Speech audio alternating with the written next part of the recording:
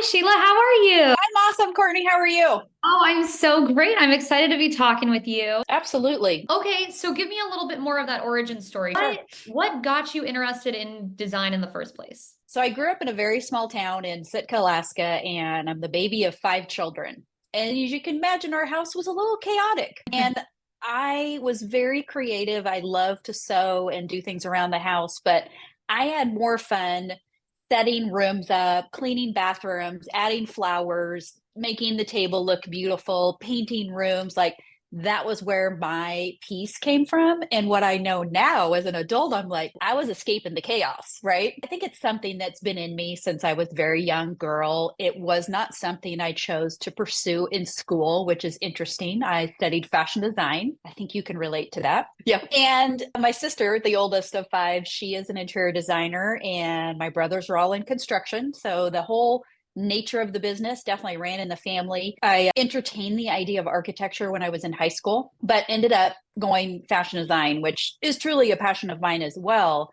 But realized as I got out of college, I started working for a real estate firm. There's just not a lot of money in design, right? It's a very difficult field to get started in, and it's not something that you just pop out of college and all of a sudden you're off designing clothes. So I started in real estate, and that sort of kept carrying me through. And my underlying theme in everything that I did was home design. And whether it was for my home or helping others or watching my brothers do their work. And I finally ended up remodeling my own home, a 1960s mid-century quad level, completely never been updated. And over the course of 8 years, my ex and I updated the entire home from top to bottom. And then I was like, I feel like I'm actually good at this, right? I really have a talent for it. And I really loved working with the subcontractors.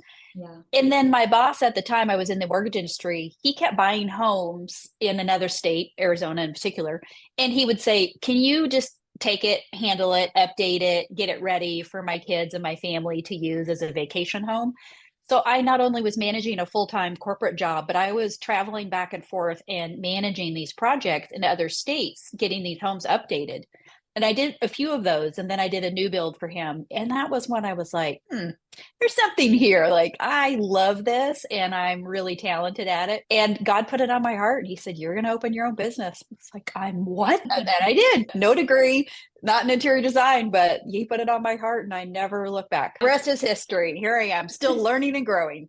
So Triple Heart has really become recognized for advocating for whole health home environments, right? And you mentioned trying to escape the chaos, and that seems like something is connected there. How did you Absolutely. start to put the pieces together there and really develop this niche in home health? I think a lot of it stems from who I am as an individual, and spirituality plays a huge part of that. But also, I spent 10 years in the fitness industry and working at the YMCA. And I went from being a volunteer instructor to becoming the director of fitness. And their motto is spirit, mind, and body, right? Fully connected and integrated into fitness. And what I've discovered over the years as I've developed my spirituality and really become more in line with that, spirit, mind, and body starts at home. And our home environments have suffered because we haven't recognized how powerful that is in a home environment. And so being able to take those and sort of integrate them in, and I don't necessarily sell that. It's just who I am. And it's something that I bring to the table. And in the spaces that I create, there's such a huge reflection of that serenity that we all are seeking. And as we've awakened as humans on this planet, we've become more health conscious, not only for ourselves, but for the earth. Those things have really played nicely together. And the more that we learn, the more that we know, I've recognized and realized how powerful that is in the house. And I've really had taken it on as a mission of mine, personal journey and learning and growing of how can we more intimately tie ourselves to that health and wellness in the home that we spend 80% of our time in and carry that out into the world with it. And how does that manifest itself in your projects? Is there a particular aesthetic? You know, a lot of that really depends on the client and the space. But I would say if there's an overarching theme, that serenity evolves from natural elements. And as I started to more intimately study this and really, I was like, oh, no wonder that works really well, right? Yeah. Why those elements are so powerful. And it's allowed me to not only embrace that, but to really share those sort of aha moments with my clients. And I think what I do and how I do it is a little bit of a sensitive topic because not everybody will recognize that it's a spiritually based practice, right? And spirituality to me is a little bit like religion. You never really know how somebody going to accept that, right? Or be open to it. So it's not necessarily something that I use openly in my conversations. Is definitely who I am. So it does come out, but I'm also really sensitive to the fact that everybody's on their own journey. And I really attempt to meet people where they're at. So in those initial consultation calls, when I'm looking at the space, I'm listening and absorbing all of that information. And I can tell pretty early on where my client stands, what their sort of place in the earth, in the world is. And then I sort of tweak it so that I'm either subtly offering that or I'm outwardly offering that. It just really depends on the client. What other approaches would you take aside from the spirituality angle to sell your clients on the benefits of natural materials and sustainability? Because sometimes that comes with a little bit of sticker shock. So Absolutely. How do you find that you are able to justify that to your clients? I think justify is probably too strong of a word, but if you go through a justification process with the client, and really what it comes down to is the analytics of a decision. And I've learned that clients very much attach to an analytical approach to making a decision when you and I both know a big part of their decision is emotion, but they're not going to recognize that. So when I present things to a client, I will go through the product quality, the longevity, the material makeup, the cost of that, the cleanability of it, like all of the things that I know are very valuable to making the right decision. And I present them to the client in that fashion. I will tell you 90% of the time, they always gravitate to that right decision without me selling anything. I'm really just giving them the facts, and the facts speak for themselves. There are some people, because of the sticker shock, and you and I both know in this industry, that's a wide gap right now. It's very large. And for some of the clients whose budgets are not that expansive, there are times when those decisions have to be made that bring you back down into, yeah, this is probably a more practical decision. But we're always balancing that with other really healthy and natural decisions in the space, whether that comes from the furniture, the drapes, the plants, other things that can help really keep that in balance. It's easy to also jump to the most extreme thing, put in the $60,000 air filter or whatever, but sometimes it's the little fixes that make a difference. So Absolutely. from your perspective, what is maybe either the number one thing a homeowner can do to enhance their home health, or some small fix that makes a big difference? Yeah.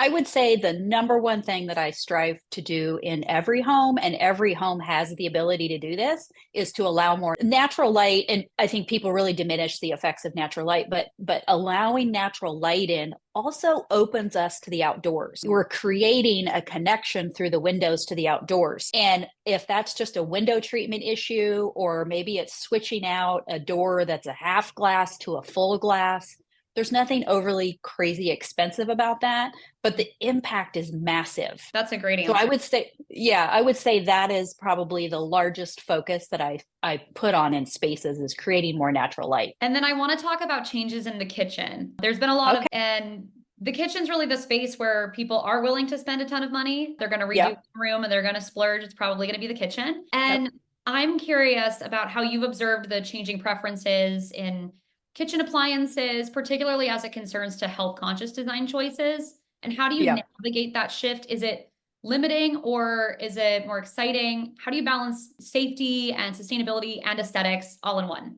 That's a challenging question, right? And that's very much a process-oriented question as you work through kitchen design with a homeowner. I spend a ton of time with them talking about how do you work in the kitchen? Who's in the kitchen with you? What's happening in the times of expansion in the kitchen? What types of food do you like to cook? How do you cook? How do you reheat? Like all of those things are so imperative to that conversation. What I will tell you that I find really fascinating, and this has been my gut feeling for several years now, and I'm watching it happen in real time, is I had made a prediction a few years ago that we are going to move away from microwaves in full. Like they're not going to exist in the kitchen. And if I would have said that to a client 2 years ago, like, you can't have a microwave, they probably would have been like, what? I can't live without my microwave.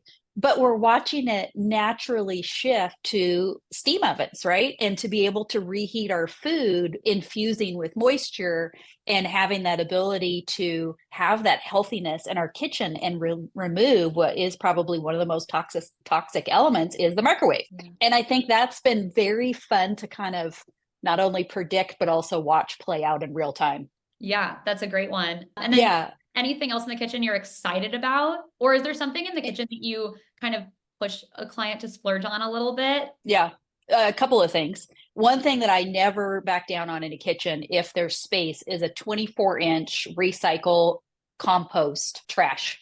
Right? Composting isn't something that is prevalent right yet. Like I lived in Seattle for 25 years. In Seattle, they require it in Seattle proper. But a lot of places, it's not even on the radar. They don't think about it. So in every home, it doesn't matter what state I'm in, I'm recommending that trash recycle compost center because I believe that's where it starts. That's part of a huge benefit of having healthy living in your home and honoring our earth. The other thing that I think is going to be really cool and I'm super excited about, upcoming desire for induction. It's been around for several years and I watched two clients sort of inquire about it to now I'm probably having 50% of my clients asking for induction. And that I think is a super exciting shift for multiple reasons. Talk about safety. One, like that's huge, right? Especially people with young children or even with aging adults. We experienced that with my mom when she was going through her aging process, is she would leave the burner on or she'd put a pizza box on top of it, on a standard electric cooktop. But induction, I think, is something that is going to become the way of the future. And it's something that I think we're all going to embrace for all the right reasons. And then let's talk about technology. Is there anything in the tech space that you bring into the kitchen or otherwise? I think technology for me is something that I definitely have taken a back seat on,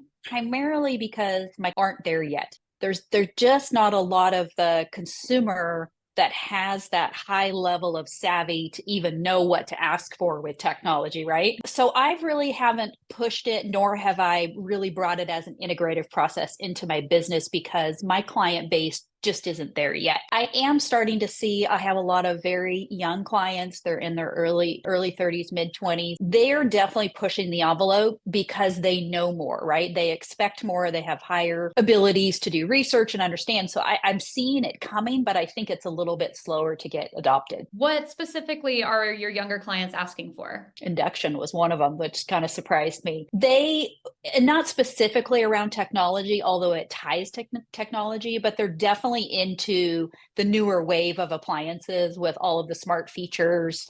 That's the kind of stuff that they're drawn to. And I think for me, I was fascinated by that. They're also really into coffee bars. Oh, I certainly am. And really high end coffee bars with the top of the line equipment, which a lot of times when we do coffee bars, someone's just taking their Keurig and sticking it in. But my younger clients, I'm like, man, that's a really nice espresso machine. Yes, that's where they're prioritizing their spends. And it's really fun to see. And you mentioned the younger clients being better researched. That's a big shift I've noticed. Really, thanks to social media, the internet, we have access to more. How has that impacted how you do business with your clients? Has that presented any challenges, or do you think it's a net positive? I would say it's always a net positive for me, but I'm also one I'm never afraid to learn. Nothing intimidates me. So I think for some people that are in the space, probably my age, that would sort of set them back like, whoa, where are you at? I embrace it. And I have never hesitated to say to one of my clients, I'm not familiar with that. Show me what you're asking about and let me go do some research and let's talk about it, because the industry, and particularly around technology, is moving so quickly. And I don't think that any one person can keep up with all of the updates and changes. So kind of just have to be a sponge and listen, hear, and watch to see what's going on, and then dive in and research it. And if it resonates with you, obviously it's something that you're going to move further down the path into your design plans and implementing it. If it isn't something that resonates with you, stick it in your back pocket and be like, I'm very well aware of that. Here's why it doesn't resonate with me, and be able to have that dialogue with your client. You have this 80-20 rule that pertains to open floor plans, which I want you to explain a little bit. So open plans are still very pop, but absolutely. more and more we're kind of, there's maybe this nostalgia for defining spaces and something more closed off. So tell me about your 80-20 rule, and how do you apply that? Yeah, so my 80-20 rule is really about expansion. And I want to clarify that because it does involve open spaces, but it's more about expansion. So what I've determined in these deep conversations that I have with clients about how they live in their home, what's happening in your home, and we're not just talking in a minute by minute capture. I'm kind of looking at what's happened over the last 5 years in your house. What I came to realize is that our homes have a need to expand, whether it's for holidays, for family visiting, you've got friends coming over, kids are graduating, parties, whatever the need is, there is always a need for your home to expand. And where I think a lot of people fail to recognize the need for functional design planning around that expansion need. Because if you just design a kitchen for your everyday needs, you're going to trip yourself up and you're not going to be able to expand that space, whether it's into the family room or into a living area or even to the outdoors, when your home needs to flex. And I love the word expansion because I think that's who we are as humans too. So our homes are no different. They need to bend and flex. And so my 80-20 rule is about creating spaces that can expand. In that expansion, we're not losing sight of the fact that we still desire serenity, right? And that we still need the place to unplug. And if that is an intimate unplugging and we just want to be alone, then those spaces have to be curated so that all of those things can take place. Can they all happen at the exact same time? Not always, but certainly it's something as I'm designing, I'm thinking, well, what if I want to go in the corner and read my book? Where am I going to go? Particularly in a family home where there's a lot of chaos, right, that goes on. Yeah. So that's my rule. And as I design, it's a conversation with the client and then creating that expansive space that I want my clients to be able to feel like at all they have what they need in the space. Even though I'm going to guess you weren't calling it the 80-20 rule then, but something tells me that when you were growing up in a house with 5 kids. Absolutely. What did that look like when you were younger? Well, I was blessed to grow up in Alaska, so we had a lot of outdoor spaces. And as you can imagine, we spent a ton of time outside. And I was the baby of 5, so I had 3 boys ahead of me, and they were pounding boys. Like those boys were in the woods, they were shooting arrows, they were climbing trees, they were all this stuff. And I, for the most part, tagged along with them. But there were times where I needed to retreat. And my bedroom was that space. And I was lucky enough to have my own room. And I, a lot of times, would just go up, shut the door, lock it, because I had 3 annoying brothers, and just sit in my room, read, retreat, whatever, if I wasn't finding that solace outside. We also had we had an incredible house, but we had a wraparound deck that literally took 3 sides of the house.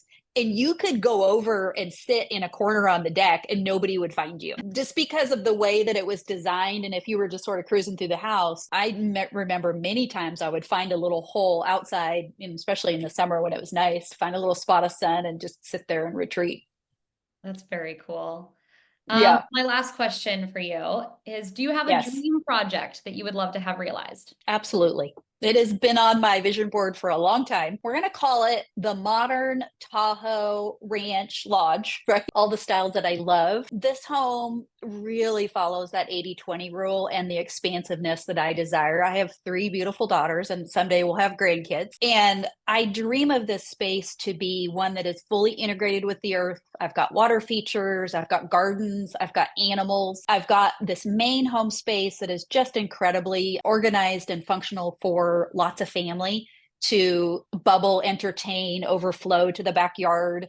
And then there's this little, and it keeps growing in my vision, but right now there's this little guest house cottage area off the main home that could house a family. So as I've been thinking about, I'm like, all right, I probably need 2 or 3 of those, right? So we have, everybody can have their own little space. Because I think we all realize that as much as we love family, there are times when you need your own escape and you have to have that separate space. So this is all intertwined within the beautiful gardens. And this home is, to me, what brings joy. And why I do what I do is because there's so much happiness that comes from a beautiful space and the ability to house your family and laugh and sing and dance and do all the crazies. That's what joy is. So that's what that home is. And it's been drawn. I've actually drawn it in CAD, and I've, played with the spaces over the last 5 years. It hasn't changed much.